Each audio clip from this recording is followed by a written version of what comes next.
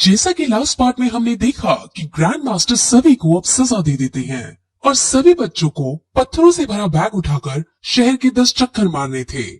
अब सब ऐसा करना शुरू करते हैं और क्योंकि उनका बैग बहुत ज्यादा भारी था, इसलिए बीच में ही सब बहुत थकने लगते हैं। मिस्टर ताई और तांग शैन उनमें सबसे ताकतवर थे, इसीलिए वो कमजोर ऑस्कर और निंग रोंग रोंग के बैग से कुछ पत्थर निकालकर अपने बैग में डाल लेते हैं। लेकिन फिर भी कुछ दूर चलने पर उन्हें थकान होने लगती है।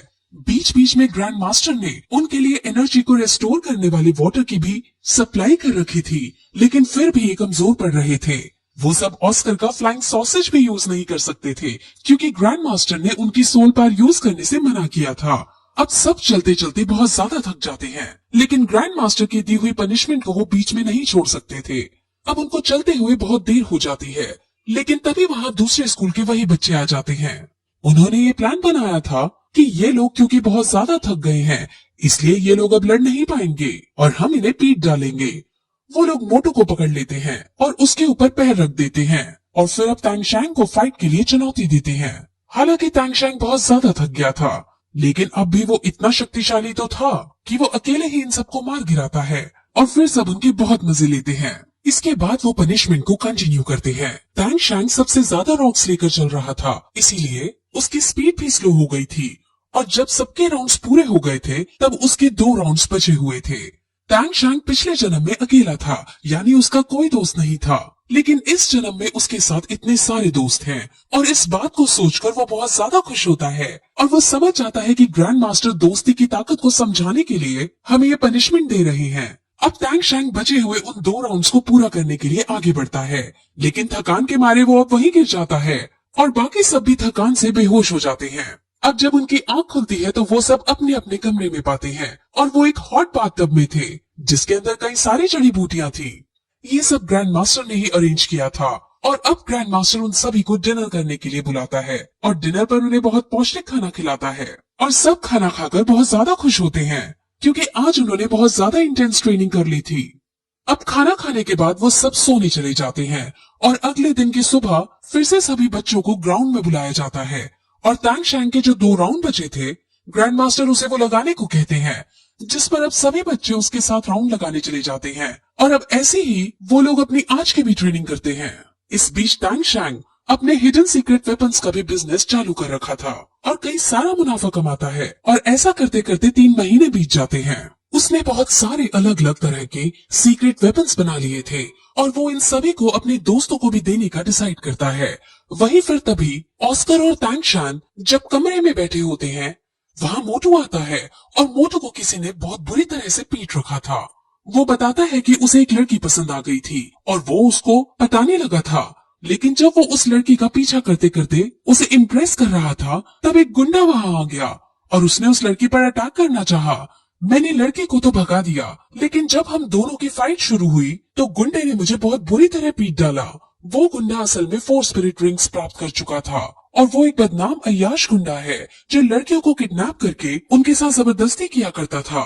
सब लोग उससे बहुत ज्यादा तंग आ चुके थे और उसका नाम पूले है। अब तांगशैंग और बाकी सब लड़के उसको पकड़ने का डिसाइड करते हैं क्योंकि उसने उनके दोस्त मोटू को भी मारा था। अब जब वो उसको पकड़ने जा रहे होते हैं तब उन्हें वहाँ जीवू भी दिखती है। अब जीवू उनके साथ चलती है और वो शहर में उसे ढूंढने लगते हैं, लेकिन उन्हें वहाँ कोई नहीं मिलता। अब वो एक प्लान बनाते हैं और प्लान को फॉलो करते हुए जीवू सुनसान गलियों में अकेली चलती है। उसकी सुंदरता को देखकर बूले वहाँ आ जाता है। जीवू नाटक करते हुए उससे कैंडी मांगती है, जिस पर बूले उसे अंधेरी गली में बहाना मारकर ले जाता है और वहाँ उसके साथ जबरदस्ती करने की कोशिश करता है, लेकिन तभी जीवू उस पर अटैक कर देती है और वो अपने स्पिरिट रिंग का यूज करते हुए उस पर वार करने लगती है। जीवू की स्पेशल एबिलिटी उसकी स्पीड थी और वो उसे इतनी तेजी से पीटने लगती है कि बूले को बचने का मौका ही नहीं मिलता और बूले की अब सारी हड्डी पसली टूट जाती है। उसको कई सारे क्रैक्स आ जाते हैं और अब वो 3 महीने तक रिकवर होने की हालत में नहीं होता। अब श्रेक स्कूल के वो बच्चे बहुत हंसते हैं क्योंकि अभी अभी उन्होंने एक बहुत बड़े गुंडे को मार गिराया था, लेकिन अभी भी तांगशैंग को इसमें कुछ कमी लगती है। वो फिर बूले को उठाकर इस शहर के सबसे बड़ी बिल्डिंग के ऊपर टांग आता है और उसके गले में एक बोर्ड भी टांग देता है जिसके अंदर ये लिखा था कि मैं बहुत बड़ा चोर हूँ और मैंने कई सारी लड़कियों के साथ गलत किया है। अब उसको लटकता देख उसके 2 दोस्त भी देख लेते हैं और अपनी सोल पावर का यूज करते हुए उसे वहाँ से उतारते हैं और उससे पूछते हैं कि ये हालत तुम्हारी किसने की। उसकी सारी हड्डी टूटी हुई थी और वो हिलने डुलने की पोजीशन में भी नहीं था, जिस पर बूले उन्हें सब बता देता है और अब वो सब उन लड़कों से रिवेंज लेने का डिसाइड करते हैं। वही स्कूल के अंदर ग्रैंड मास्टर और दीन बात कर रहे होते हैं, जिसमें दीन ये बताता है कि अब स्कूल का बजट बिगड़ रहा है क्योंकि ग्रैंड मास्टर अब बहुत ज्यादा खाना खिला रहा था और उनको वैसी ट्रेनिंग करा रहा था जिसमें कुछ इंग्रेडिएंट्स खरीदने की जरूरत होती है। अब इस पर ग्रैंड मास्टर दीन को चिंता न करने के लिए कहता है और बताता है कि उसको बजट की चिंता करने की कोई जरूरत नहीं है क्योंकि उसने पहले से ही इस बारे में सोच रखा है और अब ग्रैंड मास्टर के पास जो प्लान है उससे उनको पैसे की कोई कमी नहीं होगी। अब वो सब बच्चों को ग्राउंड में बुलाता है और सबको फिर सोल एरिना के बारे में फिर से बताता है और अब वहाँ जाकर लड़ाई करने और कंपटीशन जीतने को कहता है। इससे उनके पास पैसे भी आएंगे और उनकी स्किल्स भी बढ़ेंगी। अब वो सबको रूल्स बताता है और कहता है कि टैंग शैंग के अलावा कोई भी हिडन वेपन्स यूज नहीं करेगा क्योंकि ऐसा करने से वो खुद को भी चोट पहुंचा सकते हैं। और फिर उनसे कहता है कि तुम सभी को सिल्वर बैच हासिल करना होगा और जब तुम सिल्वर बैच हासिल करोगे सिर्फ तभी तुम यहाँ से ग्रेजुएट हो पाओगे। अब ऑस्कर उनसे ये पूछता है कि क्योंकि उसकी और निंग रोंग रोंग की सोल पावर असिस्टेंस ब्रांच की है तो वो भी लड़ाई करेंगे, जिस पर ग्रैंड मास्टर उसे मना कर देता है और फिर मास्टर उन सभी से अपनी आइडेंटिटी को छुपाने को कहता है। ग्रैंड मास्टर नहीं चाहता था कि वहाँ रिंग के अंदर वो इनकी आइडेंटिटी जाने और इस सब को बताने के बाद वो सब सोल एरिना की तरफ जाते हैं। वहाँ जाकर ग्रैंड मास्टर उन्हें गेम्स के रूल्स और टेक्निक समझाता है और अब वहाँ क्योंकि ड्यूअल मैच होने वाला है इसलिए सब अपने अपने पार्टनर चुनने लगते हैं। निंग रोंग रोंग टैंग शैंग को अपना फाइटिंग पार्टनर चुनना चाहती थी लेकिन टैंग शैंग और जीवू ने पहले ही टीम बना ली थी। मोटो निंग रोंग रोंग को अपने साथ लड़ने को पूछता है, जिस पर निंग रोंग रोंग मना कर देती है क्योंकि उसे पता है कि मोटो लड़कियों पर हमेशा डोरे डालता रहता है। लेकिन ग्रैंड मास्टर निंग रोंग रोंग को मोटो की ही टीम में जाने को कहता है क्योंकि मोटो की रैंक 28 थी और उससे लड़ने के लिए 29 रैंक से कम वाले बंदे ही आने वाले थे। लेकिन अगर वो कैट गर्ल के साथ टीम बनाएगी तो उसके साथ लड़ने के लिए बहुत हायर लेवल के बंदे आएंगे, जिस वजह से निंग रोंग रोंग हार जाएगी। अब ये सब सुनकर निंग रोंग रोंग दिमाग चलाती है और कैट गर्ल और वो फिर आपस में टीम बना लेते हैं क्योंकि कैट गर्ल की भी रैंक मोटो के बराबर थी।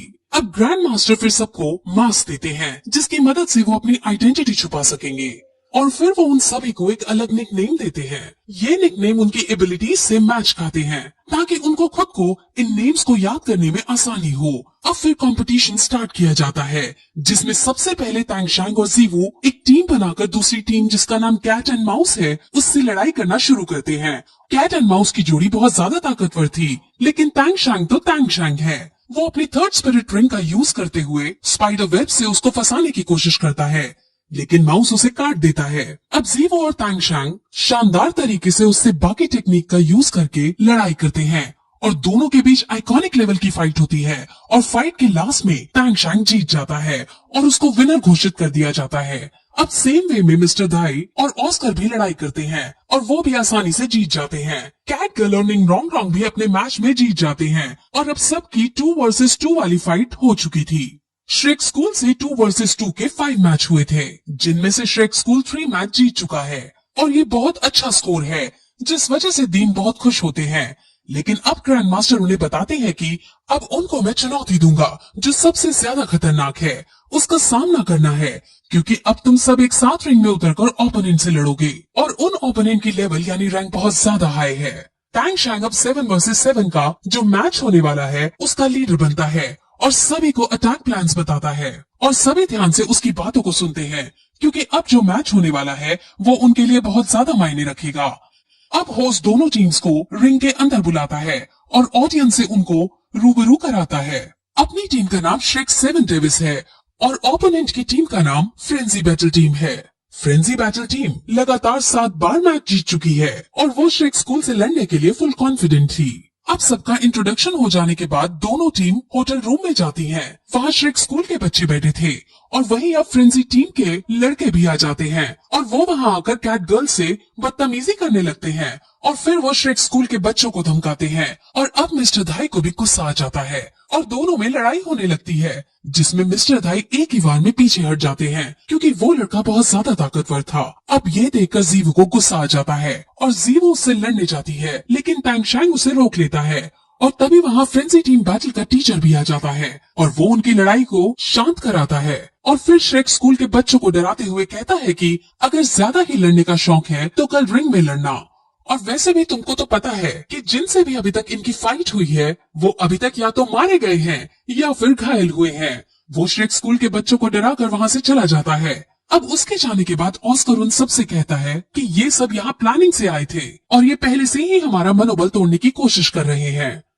अब ऑस्कर ने पहली बार अपना दिमाग चलाया था, इसलिए सब हंसने भी लगते हैं, लेकिन अब वो समझ गए थे कि क्योंकि ये बस उनकी एक चाल थी जिससे हम उनसे बस डर जाएं और हमारी परफॉर्मेंस आज के मैच में कम हो जाए। मिस्टर दाई उन सबको अब शांत रहने को कहते हैं और कहते हैं कि ऑस्कर और रॉन्ग पीछे रहकर हमें असिस्ट करेंगे और उनकी सुरक्षा हमारे लिए सबसे इम्पोर्टेंट होगी। अब वो सब रिंग की तरफ जाने लगते हैं और रास्ते में भी मिस्टर दाई और टैंग शैंग उनको हराने का प्लान बनाते हैं। और फिर सब रिंग के अंदर आ जाते हैं और सब अपनी सोल पावर को निकालते हुए अपना इंट्रोडक्शन देते हैं और ये सीन बहुत आइकॉनिक लेवल का दिखाते हैं और ये सीन बहुत आइकॉनिक लेवल का दिखाई देता है। और अब उनमें फाइट होने लगती है और फाइट में क्या हुआ ये हमें अगले वाले एपिसोड में पता चलेगा।